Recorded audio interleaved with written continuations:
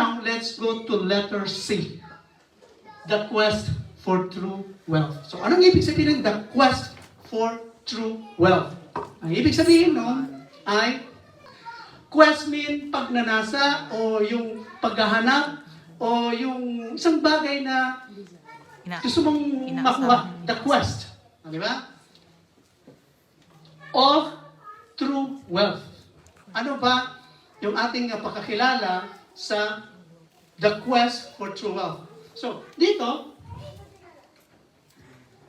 makikita natin na ang ating text pa rin ay nandun pa rin siya sa Luke chapter 12 verse 15. Hindi tayo nawawala dyan.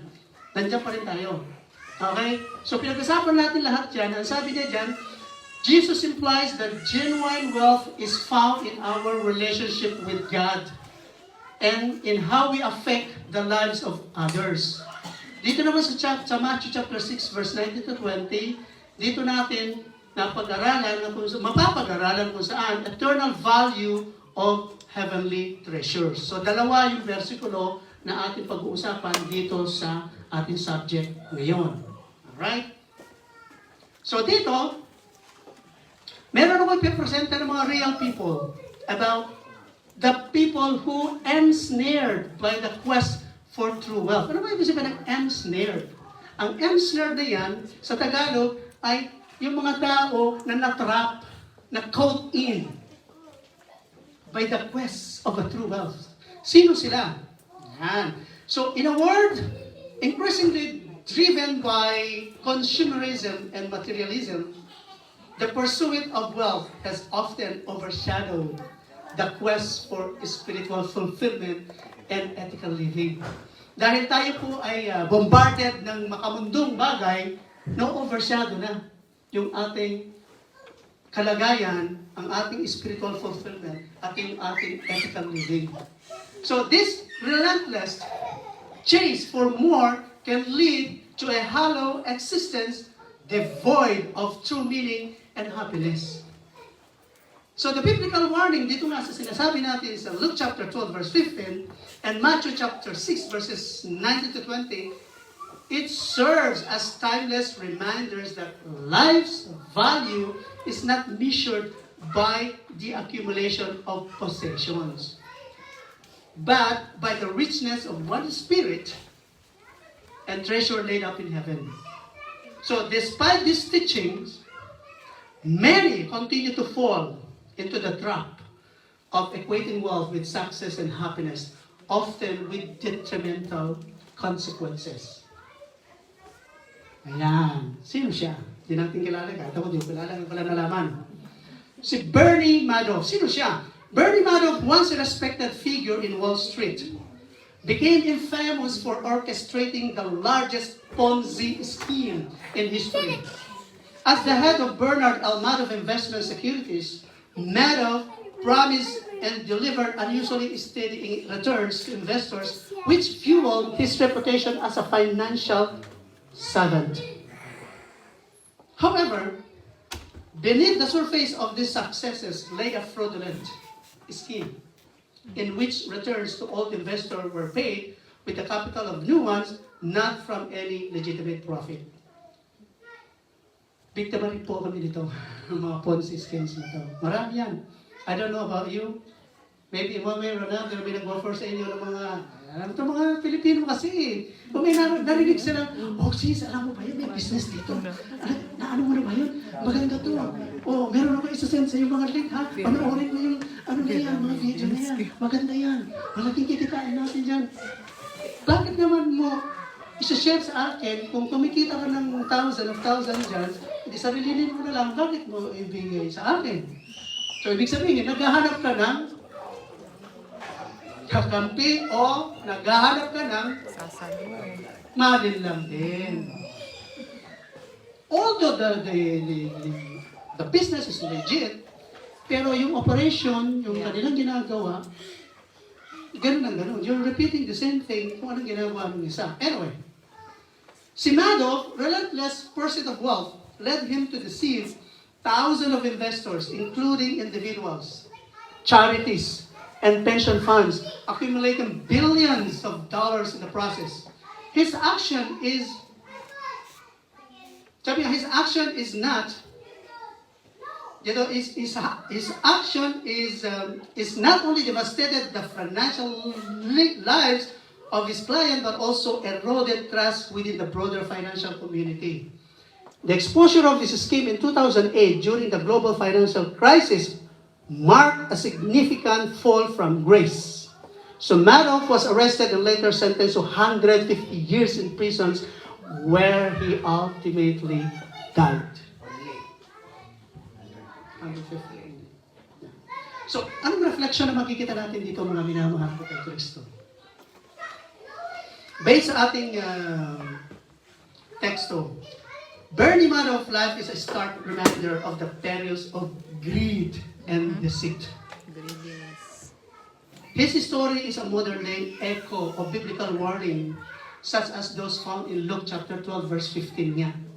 Na kung saan sinabi nga nila doon, where Jesus cautions, take heed and beware of covetousness, for a man's life consisteth not in the abundance of the things which he possesseth. So similarly, sabi nga sa Proverbs chapter 28, verse 20,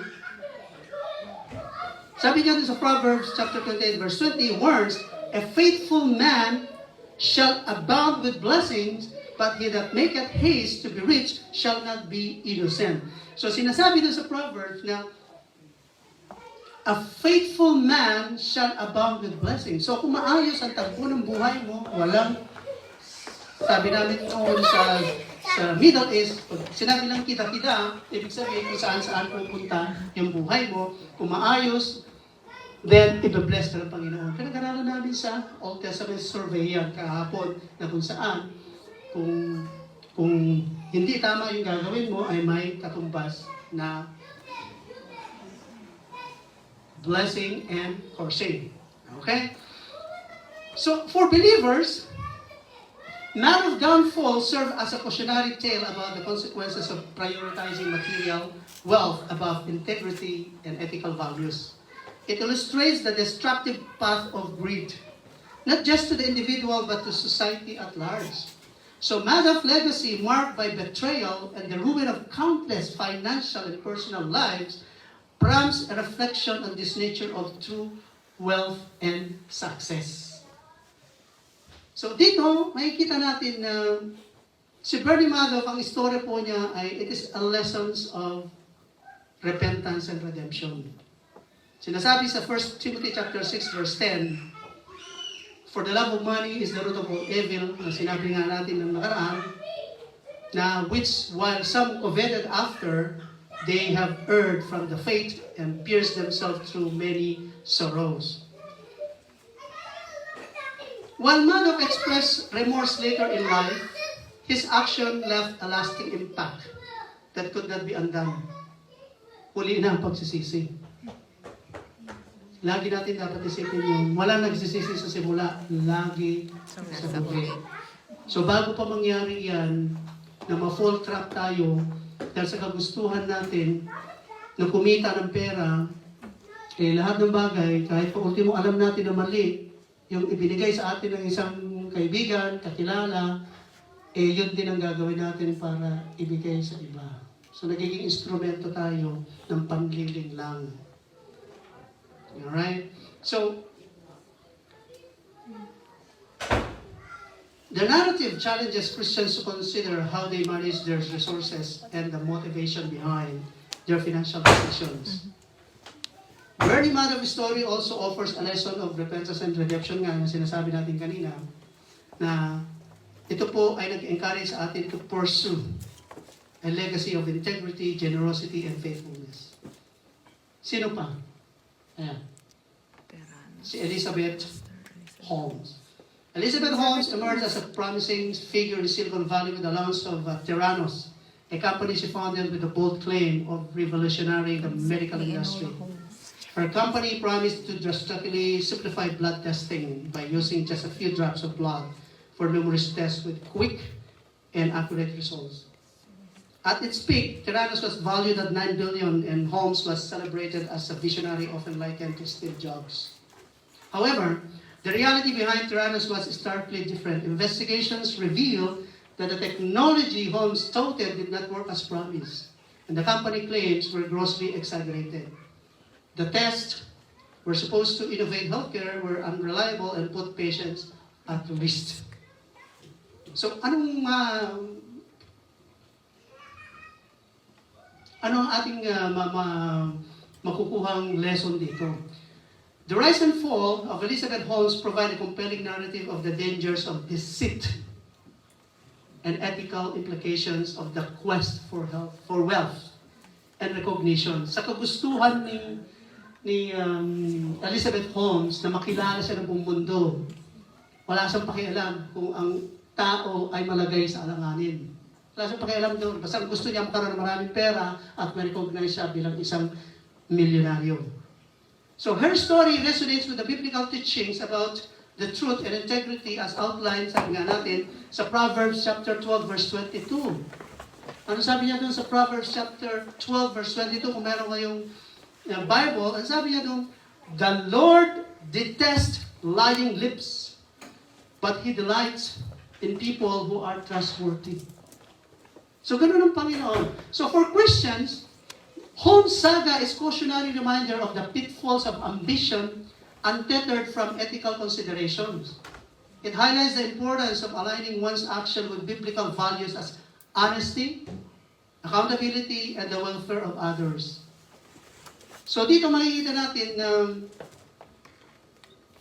the desire ni Holmes na magkaroon ng maraming pera at ma-recognize siya, it illustrates the importance of humility and the dangers of pride. Her fall from grace served as a reminder that no amount of innovation or acclaim can substitute for genuine integrity and humility before God.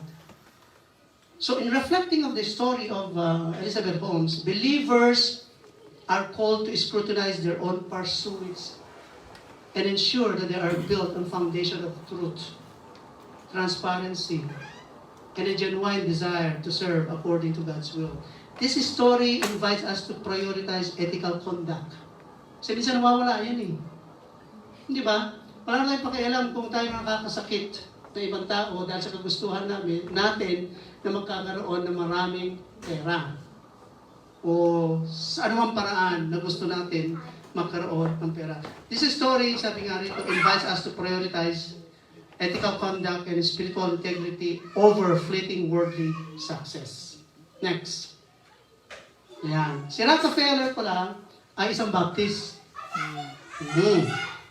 Siya yung is one of the richest man. He's one of the richest man in the world. And quintessential example of someone is ensnare. Isa itong mga very, very typical example na kung saan he was someone ensnared by the quest for material wealth. His relentless pursuit of riches led him to monopolize the American oil industry. Okay? Despite his immense wealth, Rockefeller's life was not without burdens. He suffered from various health issues, and the public often viewed him as a greedy tycoon, a symbol of the excesses of American capitalism. His wealth, vast and enviable, became a source of immense stress and public scrutiny. So kahit para sobrang yaman ka, parang wala kang kaligayahan, parang tuloy ang isip mo, ang dami tuloy galit sa'yo dahil nga, siguro, siyempre, sa inggit, isa na yun. So, however, as he aged, Rockefeller's perspective began to shift. He faced critical moments that led him to reconsider the purpose of his fortune. So, ano ginawa niya? Inspired by his faith, and the biblical call to stewardship, he began to use his wealth for philanthropic endeavors. He established the Rockefeller Foundation, which focused on public health, education, scientific research, transforming this field significantly. So, ano ang ating makukuhang lesson dito kay Rockefeller? So, Rockefeller transformation from a ruthless businessman to a philanthropist offers a powerful lesson on the dangers of wealth without purpose and the potential for redemption. His story echoes the biblical warnings na sinasabi nga natin dun sa Luke chapter 12 verse 15 kung saan yun ang ating pinapag-aralan, na kung saan It is the deceitfulness of riches and the true nature of wealth. So, for believers, Rockefellers serve as a cautionary tale about the traps of greed and the redemptive power of using wealth for godly purposes. It challenges Christians to reflect on their own pursuits and the motivation behind them. Are they accumulating wealth for self-serving reasons, or are they using the resources to glorify God and help others?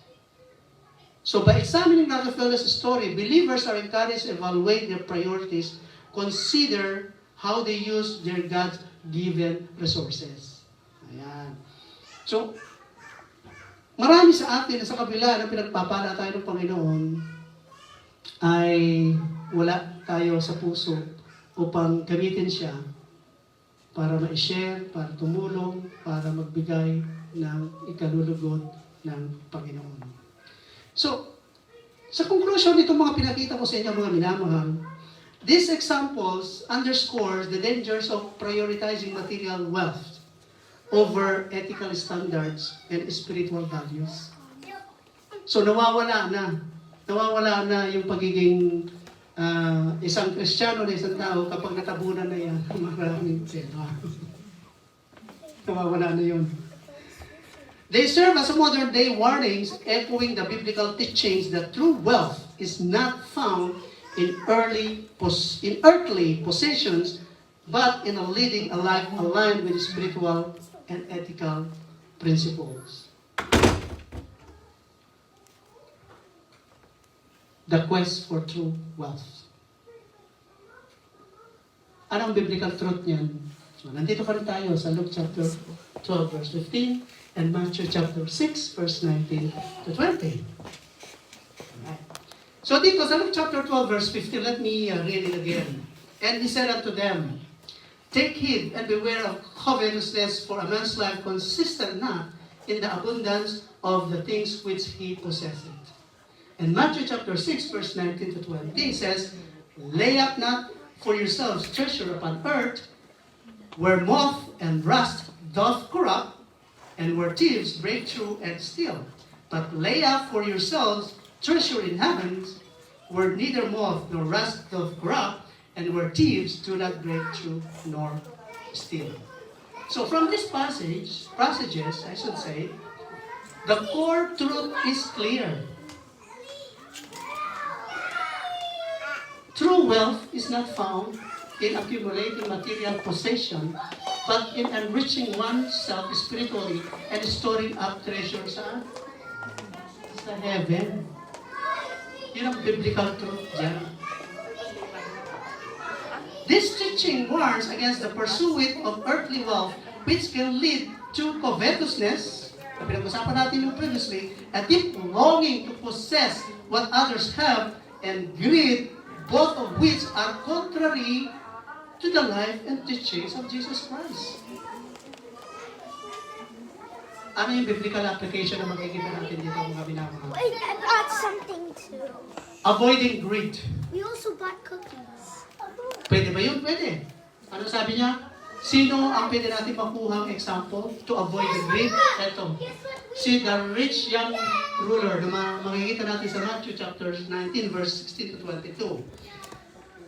The story of this rich young ruler found in Matthew offers a compelling lesson on the challenges of pursuing spiritual riches over worldly wealth. This account, also recounted in the Gospel of Mark and Luke, highlights the interaction between Jesus and a wealthy young man who is seeking eternal life, but finds the cost to be too high. Ang istorya kasi niya, di ba, sabi ng Panginoon sa kanya, the young man approaches Jesus with a question that reflects his desire for eternal life. Ano po sabi niya? Teacher, what good deed must I do to have eternal life? And Jesus first reminds him to keep the commandments, listing several that relates to moral conduct. Alright? The man responds confidently that he kept all these commandments since his youth, asking what he still lacks. Nagawa ko na lahat yun. Oh, marunong ako magbigay, marunong akong mag-pray. Lahat ng Ten Commandments na yan, ginawa ko na lahat yan. Oh, meron pa ba? Sabi niya sa Panginoon. So, the challenge dito, Jesus, perceiving the young man's heart and his attachments to his wealth, gives him a profound challenge. Ano sabi niya doon? If you would be perfect, go sell what you possess and give to the poor, and you will have treasures in heaven. And come, follow me. Oh. Ngayon, kaya ba natin gawin yun?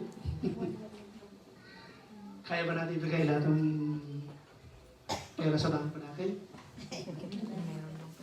Wala nang pera sa bangko. Ang meron na puro utang. For credit. Yun ang challenge sa Panginoon sa kanya. Na kung gusto mo magkaroon ng treasures in heaven, benta mo lahat yung ano mo, pag-aaral mo. Wala kang dadalhin.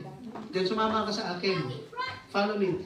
This command, yung sinabi nga ng Panginoon sa kanya, if you will be perfect, go sell what you possess and give to the poor, and you will have treasures in heaven, and then follow me. So, yung command ng Panginoon is not just about relinquishing o pag-dispose ng kanyang kayamanan, kundi anong motive ng Panginoon doon? Kundi it is an invitation to a life of discipleship focusing on spiritual rather than material riches. So anong decision ni rich young ruler? So the young man's reaction is one of sorrow. Hindi ka kaya. Abay, pinaghirapan mo ba naman ilang taon yan? Binild mo yung business mo, tapos ganun lang. Bibigay mo lang lahat yun, tapos parang wala nangyari. So the young man's reaction is one of sorrow, faced with the choices between his considerable earthly wealth and following Jesus to gain eternal treasures. He chooses the former. Sabi niya, hindi. Ako na lang dyan. Ito na lang ako sa aking kayamanan. So he goes away grieving, unable to part with his possession, illustrating the powerful hold that wealth can have even over those who are earnestly seek spiritual fulfillment. Although alam na natin, paulit-ulit na yung itong storyang ito, but again, the message is very relevant. Dahil sa panahon natin ngayon kung saan napakataas ng mga bilihin, so we are earnestly seeking a true wealth kung saan pwede pa natin madagdagan ang ating kinikita, na kung kailangan ay tayo mag 2 jobs, 3 jobs. Kasi mahirap eh. Napakahirap habulin ang mga financial and bills na binabayaran natin. Pero dito sa biblical truth na ito, it only illustrates the powerful hold that wealth can have even over those who are earnestly seek spiritual fulfillment. Minsan nangyayari sa atin na kahit na nga yung ating commitment sa Panginoon na mag-attend dito sa ating Bible study at sa ating simbahan ay nalalagay. Nagkakaroon siya ng, nakokompromise siya dahil nga sa kagustuhan natin na magkaroon ng kahit isupay na sinasabi ninyo mga Ilocano. Di po ba? Isupay. That's true, Pastor. So, what is the lesson on spiritual riches nga dito na sinasabi natin? Kay rich young ruler. This story underscores a key spiritual lesson. Ano yun? The true pursuit of spiritual riches often requires letting go of material wealth, or more broadly, any earthly attachment that hinders one relationship with God. Let's say, merong nag-offer sa inyo. Sakto naman sa, dahil ikaw lang naka-schedule ngayon sa, let's say, dito, doon, o dito, sa pulpito. Sino pipiliin mo? Supay. So, sabi nga rito, ang underscore a key spiritual lesson dito, the true pursuit of spiritual riches often requires letting go of material wealth, or more broadly, any earthly attachment that hinder one's relationship with God. Look at this, then. Yun ang paraan doon. It's either yung pangangailangan mo, kung meron naman, bakit hindi mo pwede mo nang sabihin, huwag mo na ngayon, linggo yan eh. Kung pwede, from Monday to Friday, kung meron akong oras. Diba? So makikita natin mga minamahal na Jesus uses this encounter to teach His disciples about the difficulty for the wealthy to enter the kingdom of God, pointing to the danger of allowing wealth to become a primary focus or an idol. Ang nangyayari na ngayon, dahil sa kagustuhan natin na magkaroon ng maraming income o magkaroon ng maraming pera, ay nakakaintindi naman ng Panginoon. Hindi naman ng pastor. Okay lang. Text lang ako kay pastor. Basta wala ako. Kasi may work ako. So the rich young ruler's encounter with Jesus vividly illustrate the tension between accumulating worldly wealth and obtaining spiritual wealth. Yun ang istorya doon. It serves as an cautionary tale that spiritual richness and a deep relationship with God often demand significant personal sacrifice, challenging us to evaluate our own priorities and attachments. Kasi kung sobrang attached na tayo doon sa makamundong bagay na yun, kay pera yan o ano pa man yan, nako-compromise yung ating relasyon sa Panginoon. And most likely, kapag yan ay nawala na bigla, ay tayo po ay manlulumo, tayo po iiyak muli sa Panginoon, at hihingi na naman tayo ng grasya sa Kanya. Ito ba? So next, si Ananias at si Sapphira naman. Ano ang biblical truth nito? The story of Ananias and Sapphira, as recounted dito nga sa Acts chapter 5, verses 1 to 11, it served as a stern warning about the spiritual dangers of deceit, especially when it comes to matters of faith and the community.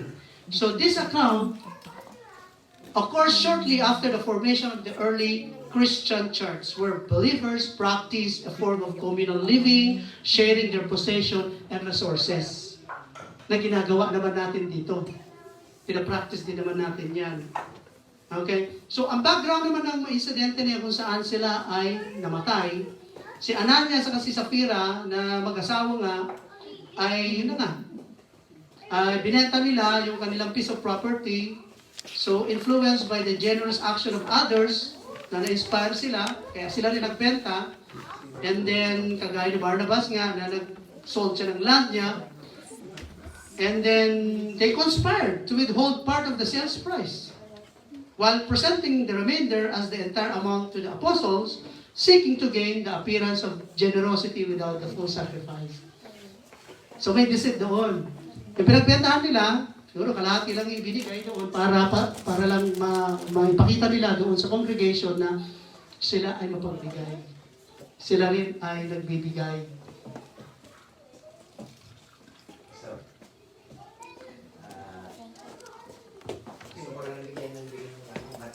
Sige.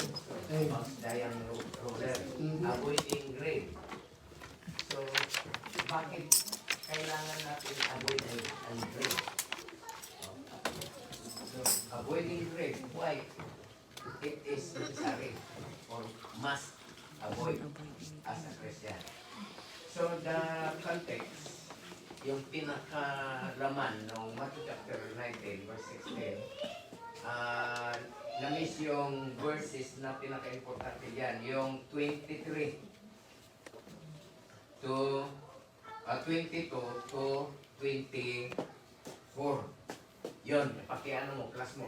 Dahil yun, ang reason kung bakit natin i-avoid yung greed. The reason why we need to avoid greediness because of verse 22 to 24. Yan. When the young man heard that command, he went away grieving.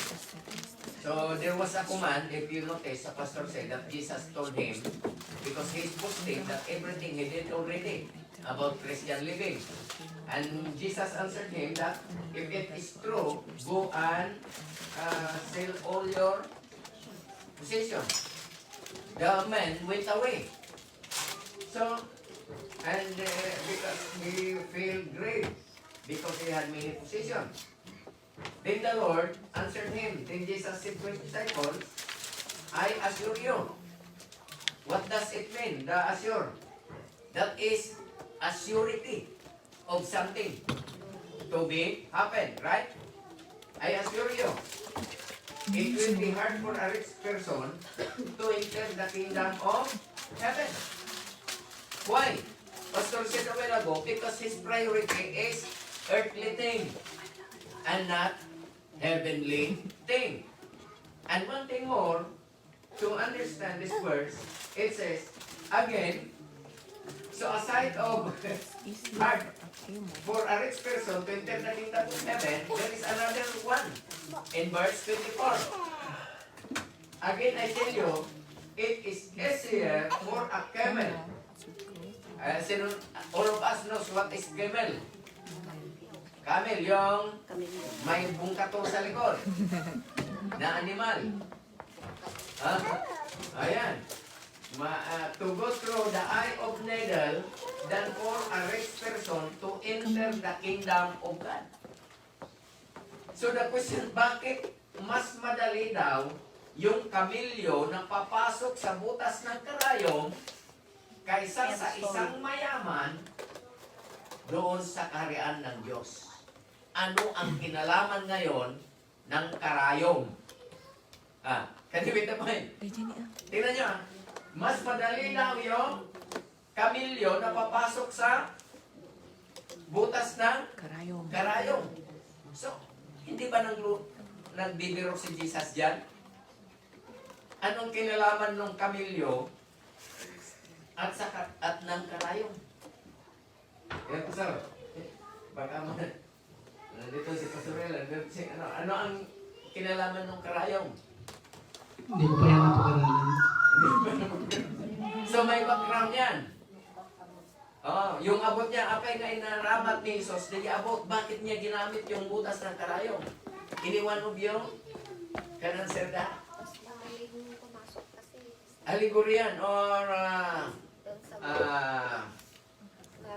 analogy, I should say, metaphoric. Why did Jesus use the butas ng karayom comparing to the kingdom of heaven? So, iniwan kan? Why the shape? Why? Bakit yung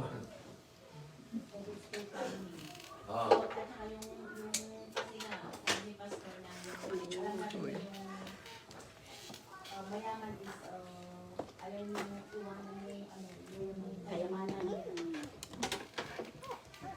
So, mahirap na pumasok sa may na butas ng karayom. Yung camel. Okay. Okay, let us go to the historical background. Okay, to understand. Yung sinabi ni Jesus, it is easier for a person to enter. No, it's hard, I should say. It's hard for a rich person to enter the kingdom of heaven. Doon muna tayo mag-focus. Bakit mahirap? So, you have to understand why it is hard. Sasagutin natin yan mamaya. Pangalawang sagot, again, I tell you, it is easier, camel, to go through the eye of a needle. Bakit mas madali? Parang napaka-imposible, no? Pero ito yung historical background. Yung kingdom of God, it's hard to the rich person to enter the kingdom of God. Unang-una, ayaw niyang magpakumbaba. Bakit yung nakuha ni Sister Maya, yung ubal na butas ng karayom? Tingnan nyo yung gate kasi sa templo ng Jerusalem, yung itsura niya, the design is like a Eye of the needle. Oval. Parang oval yung uhas niya. Parang yung butas ng karayo. Yung gate. Tapos kapag papasok yung camel, doon sa gate ng Jerusalem, yung templo, luluhod yung kamelyo. Dahil kung hindi siya luluhod, Hindi siya kakasya. sasabit yung kanyang bungkatol. Alam niyo ba yung bungkatol? Yung bungkol sa Likod. likod. Kaya kailangan niyang yumuko. Ganon din, yung rich man, hindi siya pwedeng yuyuko. Ayaw niya. Bakit? Dahil he is proud. Dahil mas importante Ang kayamanan. yung kayamanan niya kaysa yung pagpunta niya sa Kaharian. templo. So yun ang in-implies doon na mas madali yung kamilyong papasok doon sa templo o harian ng Diyos dahil kaya niyang yumuko kaysa doon sa isang rich man. So yun ang allegory yan na maintindihan natin. Yun lang po, sir. Thank you. Meron pa? Pastor, Pastor, in Jerusalem kasi, meron tayong narrow gate, which is called the eye of the needle. And one interpretation is that if a camel is fully loaded, doon sa katawan niya yung mga gamit, hindi talaga siya makakapasok. Unless, Tatanggalin niya tanggalin yung mga load. Right? And Jesus is asking this rich person Tatanggalin niya lahat unload yung... everything para makapasok sa kingdom of heaven, kingdom of God. So, I think yun din yung isang parang interpretation when it comes to that. Kasi nga, loaded siya ng heaven, worldly possessions. And God, Jesus said, tanggalin mo yung mga worldly possessions mo and you follow me. Kaya sabi ni Jesus Christ, mas madaling makadaan yung, makapasok yung camel doon sa eye of that needle rather than that rich person doon sa kingdom of God. Diba? Liwanag. O meron pa? Salamat, kapatid. And maybe, Pastor, in connection dun sa lesson natin when it comes to avoiding greediness. Dito kasi sa example na to, God is asking that person to give everything. Everything, yes. Everything. Lahat. But then, now, God is only asking a portion of our finances. Like for instance, our tithes. God doesn't require 100% of our finances, or maybe what we have. But every time we receive blessing, God is only asking the tithes or the 10% of that blessing sa atin. Yun, ang hirap pa natin bigay. Right? That's why, for me, yung mga hindi nagbibigay ng tithes, which is a deeper explanation and learning, for me, they will not be saved.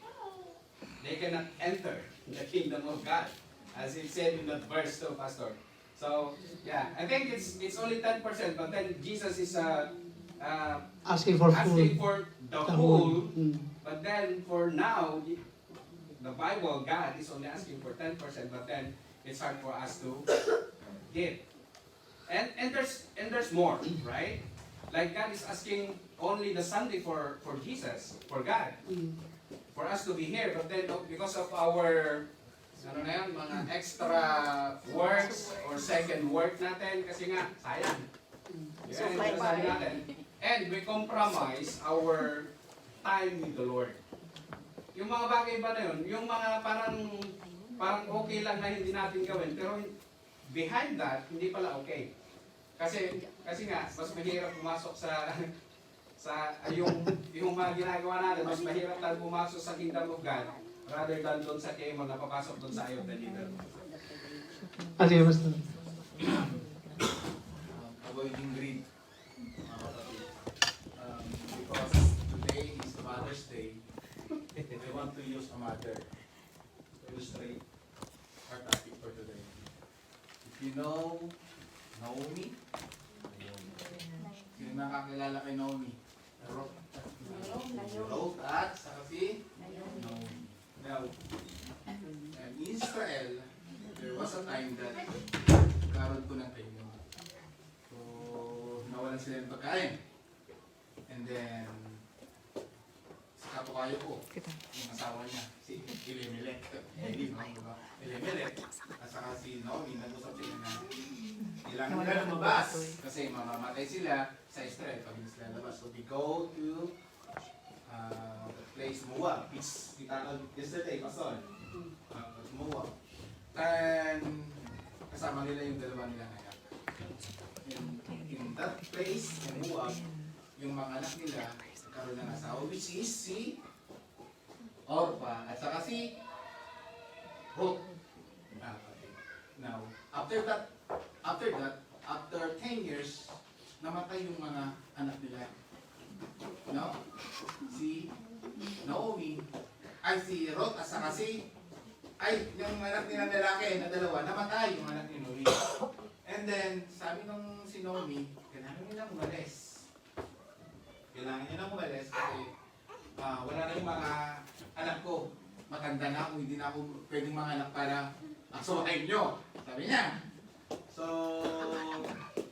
to cut the story short, yung isa si Orpah, nakikita natin dito sa Ruth chapter 1, verse 15. Ito na yung, verse 14, ito yung inalikan ni Orpah, si Naomi, at goodbye. No. But, si Ruth, ano kaya yung nagtulak sa kanya? Bakit gusto niya manatili sa kanya mother-in-law? Diba? Bakit gusto niya manatili sa kanyang mother-in-law? Subless sa verse na tumarap yun. Yung sagot ni Ruth dito, but Ruth replied, don't urge me to leave you or to turn back from you. Where you go, I will go. Where you go, I will go. Your people will be my people. Take note, ito yung pinaka-the best, mga kapatid, na dapat natin mapakinggan.